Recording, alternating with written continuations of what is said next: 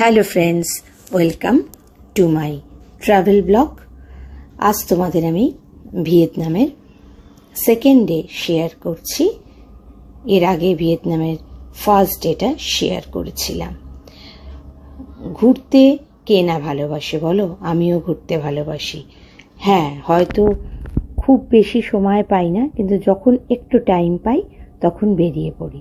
তো চলো আমার সাথে। এটা আমার জীবনের একটা স্মরণীয় ট্যুর, কারণ আমি ফার্স্ট ব্লগে বলেছি যে জীবনে প্রথম আমি ইন্টারন্যাশনাল ট্রাভেল করেছি একা বাবাকে নিয়ে। তো চলো আমার সাথে। রাত্রিবেলা কিভাবে পৌঁছেছিলাম হোটেলে সেটা শেয়ার করেছি। এবার সকালে উঠে কি করেছি না করেছি সবটাই শেয়ার করছি। পুরো ভিডিওটা দেখো, আর অবশ্যই ভালো লাগলে সাবস্ক্রাইব করো, শেয়ার করো, আর তোমাদের কমেন্টসের অপেক্ষায় রইলাম। ফেসবুক পেজটাকেও ফলো করে নিও। সকালে উঠে আমি আর বাবা চলে গেলাম ব্রেকফাস্ট রুমে। ব্রেকফাস্ট ভালোই ছিল, হোটেলটা কিন্তু ভালো দিয়েছিল। রাত্রিবেলা একমাত্র ওই এয়ারপোর্ট থেকে হোটেলের গাড়িটাই যা ঝামেলা করেছে, কিন্তু হোটেলের রুমটা তোমাদের সাথে শেয়ার করেছিলাম, ভালো ছিল। এটা দেখো, খাবার জায়গায় অনেক কিছুই ছিল, নুডলস থেকে আরম্ভ করে ওদের ভিয়েতনামিজ রাইস ছিল, ব্রেড ছিল। ব্রেকফাস্ট করে রুমে এলাম। কানাডা থেকে মেয়ে ফোন করেছিল, ওরও খুব ভালো লাগলো, কারণ এটা আমাদের একা ফার্স্ট ইন্টারন্যাশনাল ট্যুর। তারপর খেয়ে দিয়ে উল্টো দিকেই আমার হোটেলের বাইরে একটা জানলা দিয়ে দেখছিলাম, জাস্ট অপোজিটে অপূর্ব সুন্দর একটা পার্ক আছে। সেখানেই আমি আর বাবা এসেছি। দেখো কি অপূর্ব পার্কটা, বিশাল বড়। এখানে সকাল সন্ধ্যে সবাই মর্নিং ওয়াক আর ইভিনিং ওয়াক করতে আসে। তো আমাদের এত ভালো লাগছিল। আমরা তো সত্যি রেস্ট নেওয়ার জন্যই গেছি, খুব বেশি হেক্টিক করব না।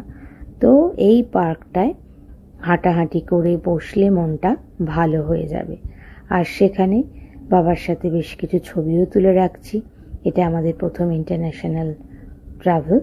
আর এই দেখো, অদ্ভুত সুন্দর। এখানে পার্কের মধ্যে জিমের, সাইক্লিং করার আরও কিছু জিনিসপত্র রয়েছে। তো ফ্রিতে লোকেরা এসে এক্সারসাইজ করছে। এবার বাবাকে বসিয়ে, বাবা খানিকটা হাঁটার পর বললেন বসবেন। বাবাকে বসিয়ে আমি একটু পুরো পার্কটা, অনেকটাই বড়, সেটা ঘুরে ঘুরে দেখছি আর তোমাদের সাথে শেয়ার করছি। এবার একটা মিউজিকের আওয়াজ পাচ্ছিলাম। চলো তো দেখি। আস্তে আস্তে এগোই। বাহ, একটা দেখো জাপানিজ রেস্টুরেন্ট, কি সুন্দর, মনটাই ভরে গেল, এত সুন্দর। কিন্তু যেহেতু আমাদের হোটেলে খাবার বলা আছে, তো এখানে আমরা খাবো না, কিন্তু আমি এখানে ভিডিওটা তুলে রাখলাম তোমাদের সাথে শেয়ার করার জন্য। আবার ফিরে এলাম বাবার কাছে, খানিকটা বসলাম। এবার ঠিক বেরিয়েই উল্টো দিকে একটা ক্যাফে আছে। ওদের ওখানকার হাইল্যান্ড ক্যাফেটা খুব ফেমাস। তো সেই ক্যাফেতে এসেছি। দেখো, যেহেতু আমি তোমাদের সাথে শেয়ার করছি এই ব্লগটা, এটা আমার ক্রিসমাস টাইমে ট্রাভেল করা, তো সেই জন্য খুব সুন্দর করে বড়দিনে ভেতরটা সাজানো রয়েছে। ইত্যবসরে বাইরে দিয়ে ওই ভ্যানে করে যাচ্ছিল ওই টুপি পরা মেয়েটি কিছু জিনিসপত্র কিনে। তো আমাকে গ্লাস দিয়ে ইশারা করছিল, কিন্তু যেহেতু ওইসব কিনে নিয়ে ফেরাটা খুব ঝামেলা, কিন্তু আমি ওর সাথে ছবি তুলতে চাইলাম। আমার ব্লগে ওকে দেখা যাবে বলে, প্লাস আমার কাছে একটা মেমারি থাকবে বলে। ও কিন্তু একটু অরাজি হলো না। এখানকার পেস্ট্রিটা দেখো কি সুন্দর। আর এই বাসগুলো তো ভীষণ ভালো লাগে, ইউরোপের কথা মনে করিয়ে দেয়। ইউরোপে যখনই যাই আমরা এই হপ অন হপ অফ বাসে পুরো সিটিটা ট্রাভেল করি, খুব ভালো লাগে। এখানে একজন ভিয়েতনামিজ মহিলা এসেছিল, আমাকে আর বাবাকে দেখে ওনার খুব ভালো লাগলো, কথা বলছিলেন। তো এই ফাঁকে কয়েকটা ছবিও ওনাকে দিয়ে তুলে দিলাম। আর এই বন্ধু এই ছবি তুলে দিয়েছে। হয়তো জানি না আর কখনো দেখাও হবে না কোনো দিন, আবার জানি না পথ চলতে গিয়ে দেখা হয়ে যেতেও পারে। এবার হোটেলে ফিরে এলাম, লাঞ্চ করতে হবে। তো হোটেলের এই যে মেয়েটি ব্যাক সাইডে দাঁড়িয়ে আছে, ওর সাথে কথা বলেই আমি রুম টুমগুলো দেখে কনফার্ম হয়েছিলাম। সাইগন হোটেল, এটা আগে এটা কিকো হোটেল নাম ছিল, ভালোই হোটেল। এবার বিকেলবেলা ফিরে আসার পর আমার মেয়ে ফোন করলো, ছোটো মেয়ে কোর্ট থেকে আর হাজব্যান্ড অফিস থেকে। ওরা একটু হতবাক যে আমি প্রথমে এসেছি, তো এই দেখছিল রুম টুমগুলো। মেয়েরা তো খুবই খুশি। এবার ইভিনিংয়ে আমার হাজব্যান্ডের বন্ধু থাকে মনোজিৎদা, ভিয়েতনামে বহু বছর।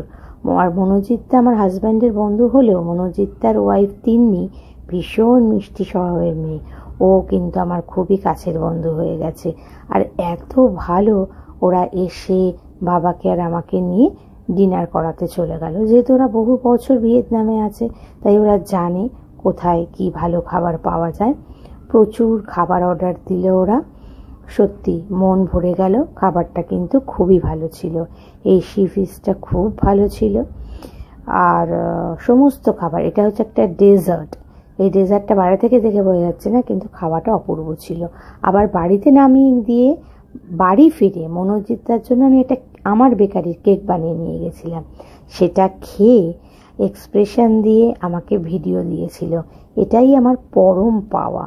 ভালোবেসে ছোট্ট একটা জিনিস নিয়ে গেছিলাম, কিন্তু ওরা যে এতটা ভালোবেসে আর আমার সাথে শেয়ার করলো, এর থেকে আর বড় পাওনা কি থাকতে পারে বলো।